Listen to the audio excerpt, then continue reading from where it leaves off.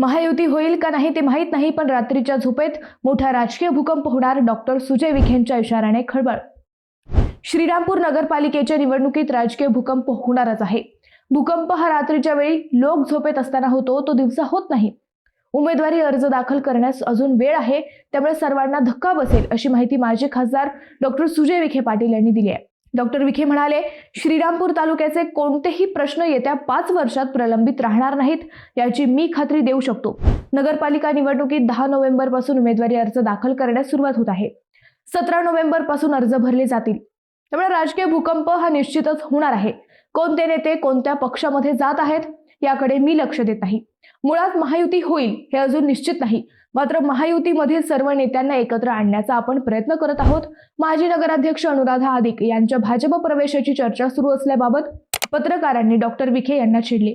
ते म्हणाले, याबाबत मला काहीही माहीत नाही, मात्र राजकीय भूकंप हा पूर्णपणे वेगळा असणार आहे.